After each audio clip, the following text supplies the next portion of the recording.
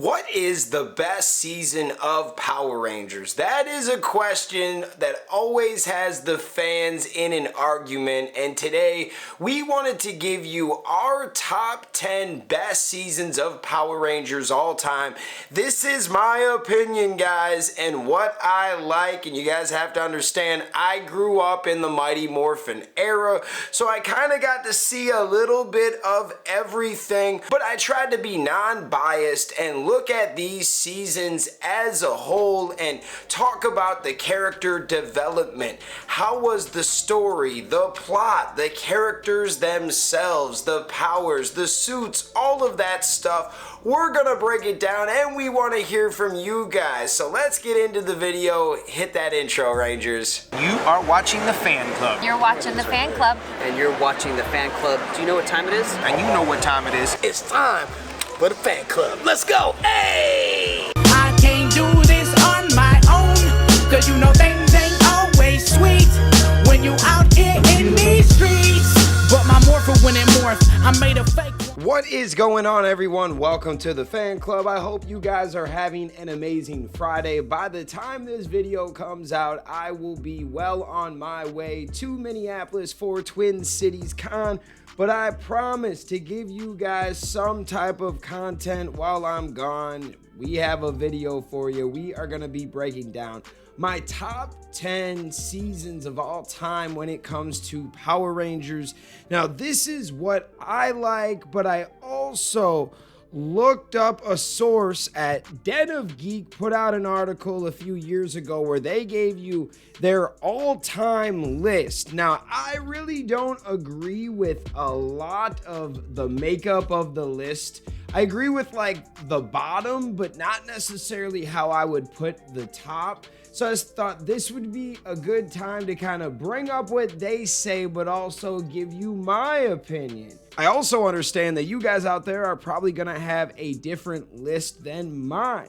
This is all about having fun, what you like, what you don't like, and I want to know in the comments what you think. Get along with people, respect people. If someone really likes Ninja Steel, let them like Ninja Steel, right? This is my list.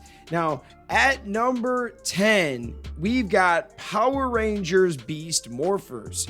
Den of Geek wrote, "This is a rare season which features multi-season team-ups that aren't wholly defined by them. This says a lot considering it only manages to feature team-ups with Jason from MMPR and much of the Dino Charge cast, but also goes the extra mile and finally gives us some closure to the RPM cliffhanger finale after 11 years. Any other season would struggle to have its own plot stand out around these huge events, but Beast Morphers just manages it. The characters are very good and most of them get several chances to shine. Most of all, Steel, who easily steals the spotlight in most episodes after his debut. There's also the Bonkers It's Great to Be Human musical segment, which after 25 years proves Power Rangers can still surprise you. The overall season is hurt by not living up to its full potential with characters like Human Blaze severely underdeveloped and the plot often running in place. Still, there's a lot to love here. It certainly worked out as a start to the Hasbro era of the franchise. Now, this season had to go into my top 10 because it is the reason why I got back into the brand and a big reason why we are here today making videos like this one. You have to remember where you came from and what brought you back to this in the first place. I really loved this season, and I should say seasons because it had a season 1 and a season 2, but it was awesome, and it was way better than a lot of the stuff that the Neo Saban era was giving us, and it was just the beginning to this awesome Hasbro era. At number 9, we have Power Rangers Zeo.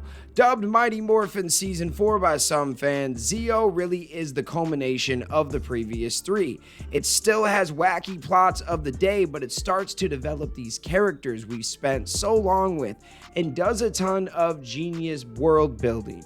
And we've got former villains Rita and Zed driving around the universe in a camper, only in Power Rangers. Zeo also introduces the Gold Ranger, originally voiced to perfection by Brad Hawkins, eventually becoming original MMPR Ranger Jason. The episode where the Gold Ranger debuts is a work of art. Oh my god, man. It was about as epic as White Light when Tommy became the White Ranger. It was so cool to see who they chose to be the Gold Ranger. We had to put this in the top 10. Some people would move this up. I know on the Den of Geeks site, they got this at number 2.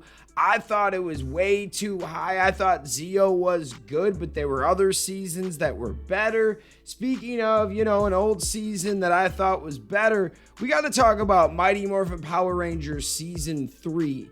That's coming in at number 7, and this is the only MMPR season that's actually going to make the top 10, because at this point, they knew what they had a good budget, and they were willing to tell a lot of good stories. The Den of Geek wrote, "You've got to admire a season that just shatters the status quo left and right, while also doing some solid world building. When people remember MMPR being amazing, this is what they should be thinking of." MMPR Season 3 starts off with one of the best multi-parters in the season history, A Friend in Need, setting up the Masked Rider spinoff and opening up the Power Rangers universe to, well, the universe. After that, we have had a ton of mini-series that write Kimberly out, bring in Kat, give us a whole new fleet of Zords, and a new team of Rangers. This was the season that turned Power Rangers from a 90s pop culture relic into something that could start to gain its own fan base. And that was real. It's iconic. We had to put Mighty Morphin in this top 10 in some way, and we got Season 3 at number 7. At number 6, we have to talk about one of my favorite seasons, and I still watch this to this day. It is Power Rangers Lost Galaxy. Now, Den of Geek put this all the way down at number 12, and I just can't wrap my head around that. I thought that this was one of the best seasons of Power Rangers. The Den of Geek writes, "The premiere, the arc actually set in the Lost Galaxy, the in-space team-up, the Magnet Defenders music, the epic finale, and the return of Corone. Then it's got the low points. The Lights of Orion arc is insane and makes no sense, even by Power Rangers standards. How could the light be hidden in an ordinary camera? How was TerraVenture able to scoop up an active volcano? When did they hollow out Angel Grove Lake? I still want answers." Oh my god, so he is just a little upset about some of the things that don't make sense, but I guarantee you can take any season of Power Rangers and dissect it and say, this doesn't make sense, that doesn't make sense. I think in one of the seasons of Power Rangers, like one of the first seasons, there was like a dang kid standing next to a Megazord. There's a lot of crazy things that happen in Power Rangers that make no sense. But as a whole, I think that Lost Galaxy deserves to be number 6 on my list. Now we got to get into the top 5. At number 5, I have Power Rangers, Dino Fury, and Cosmic Fury. They didn't really have a write-up for here because this article is a few years old. They did put Dino Fury Season 1 in the top 10, and I thought that was really cool. Dino Fury broke a lot of barriers for Power Rangers. I love the character development, the story arcs, all of these like A, B, and C plots going on, connecting everything. It was awesome. The storyline between Amelia and her parents and her and Ollie, there were so many cool things about this season.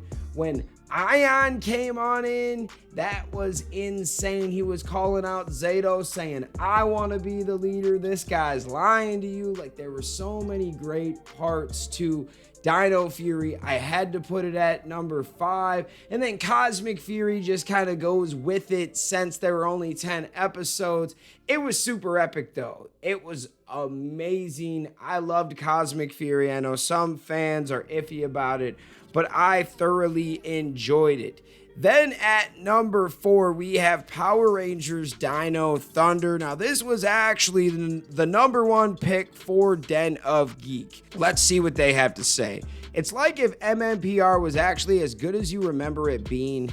Dino Thunder takes the series back to high school and gives us not only fantastic characters, but ones with real growth over the season. For example, Red Ranger Connor starts off as a sexist a-hole, but slowly learns to not only treat everyone with respect, but also that being a D to girls doesn't work. This isn't just beaten into us through the dialogue, it's subtly shown in episodes that don't even focus on Connor. That's the beauty of Dino Thunder. It's always doing something with both the main and side characters.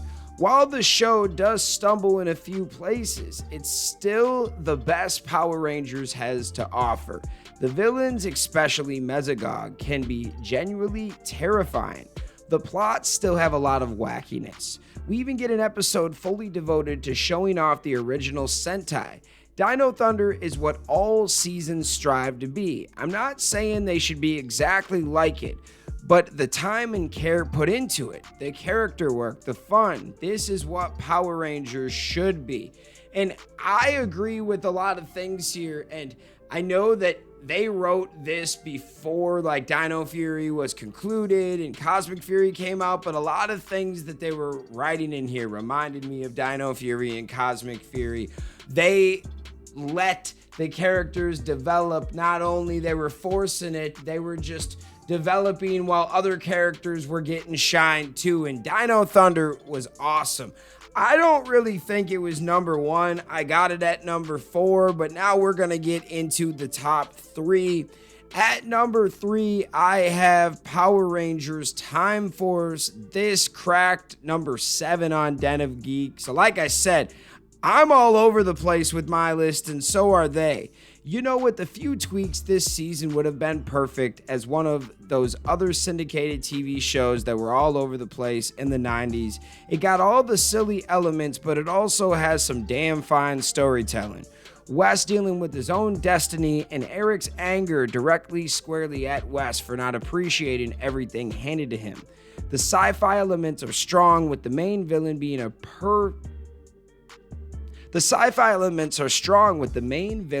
product of genetic engineering and time travel as the driving force of the season.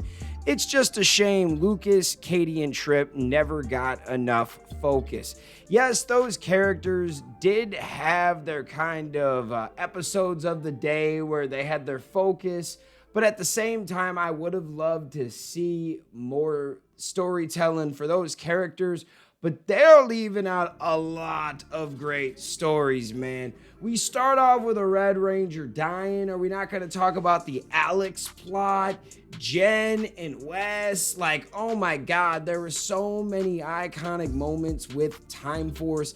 And there was actually like a vote a few months ago. I think it was in August, get like a March Madness bracket. And I'm pretty sure Power Rangers Time Force beat everything as fan favorite season. Fans love that season, and so do I. I've got it cracking my top 3. Then we're going to number 2. We have Power Rangers RPM. This is actually number 4 on the Den of Geeks list, so we weren't too far off on this one. What do you do when your show is on the brink of cancellation? In RPM's case, you go all out. Set in a post-apocalyptic world, but still having a good sense of fun. RPM stands out for some of the best character work in the series' history. Nothing speaks more true to this than Dr. K, the team's mentor. From being locked up in a government think tank as a young child to dealing with the guilt of ending the world, it's tough stuff. This is balanced out by the wacky antics of Green Ranger Ziggy and the pyrotechnic-loving Gold and Silver Rangers Gem and Gemma. At times, the series felt like it was trying to shed its Power Rangers identity, but it ends on one of the most Power Ranger-style endings you could ever have. It was awesome. I loved RPM. It was one of the greatest seasons I have ever watched, and I did not watch this when it came out, but I really wish I did, man. Then at number 1, we have a season that I bet you guys probably guessed once we got to the top 3 and you didn't see it. It is Power Rangers in Space. And I'm not just saying this because I grew up watching every episode. It really stands up, man. Just the characters, the character development, the arcs, the storytelling, the suits, the weapons, the Zords. It is just iconic. Let's read what Den of Geek has to say, and they put it at number 3. MMPR Season 3 opened up the show's universe and In Space explored it, literally. Carrying over most of the second half Turbo's cast, the show was able to hit the ground running with some real weight and gravity. Oh yeah, and our new Red Ranger doesn't know how to eat a banana. It's the little touches that make me love this season. We even get a team up with the Teenage Mutant Ninja Turtles. The show keeps building on itself with impressive twists and turns. When the secret of Andro's sister is revealed, the show really kicks into high gear. The only real blemish on the season is the insane Psycho Ranger arc, which has some cool moments but is just killing time. On the whole, though, In Space is a triumph for Power Rangers. Now, I'm going to disagree. I thought the Psycho Rangers were some of the coolest villains. Like, if you're going to do like a top 5, top 10, you got to put those guys in there. They were iconic and they were super hard to bring down. I loved the Psycho Rangers, and the fans must too, because the Psycho Rangers sell. Everybody wants those dang Psycho Rangers. They sell for a really high price now, depending on if you got like the green one or the 5-pack. Yeah, Psycho Rangers are life, man. I love those characters. So maybe that's just that person, but that elevates it. They had like some really cool villains. Like, it seemed like every villain they had was dope, man. They had Ecliptor, Astronema, Darkonda, Dark Spectre, the Psycho Rangers. That's a lot of good villains, man. And then some iconic Power Rangers like Andros, TJ, Carlos, Cassie, Ashley, Zane coming on in there. This was a fantastic season, and I could argue all day that this is number 1. If you want to put Time Force at number 1, you want to put RPM at number 1, I can't really argue. And if you make a good enough argument, you can always move it up. This is just a debate and my list. But what are your guys' thoughts? What is your list? Let me know in the comments. Thank you guys so much for watching, and we'll see you next time. Peace. I want to give a special shout out to the Gold Ranger members: Anime King Nick, Chaos Draco, The Arctic Operator, Dig Wyron, Tim Rage, Roderick Hare, Miguel Ortiz, Let's Talk Sports, Papillon Oger, Roderick Ham, Jason Morazes, Willie Maloney, Louis Cairns, Solima Ramirez, Danny Nascimento, Skird, Stephen Heffelman, Thomas Franco, Savage Sal, Tim Brown, Sean Schiffer, The Cosmic Nerd 24, Bruce Walters, and Austin White. Thank you guys so much for your support, and if you want a video shout out like this one, sign up to be a Gold Ranger member today. Thanks for watching this video. If you like this content, you know what to do. Hit that like, hit that subscribe button, and hit that notification bell. You can also become a member. Please join the fan club support team right now. We have a Blue Ranger power-up and a Gold Ranger power-up. This is an awesome way to talk with the fans. Join a fan club official chat group. You can also be featured in our videos. At the end of the videos, I will shout you out. That's if you get the Gold Ranger power-up membership. Go check it out. Go support the fan club. We love you guys, and thanks for watching. Peace. Hi, we're Bulk and Skull. We have been requested by the fan club to say something funny.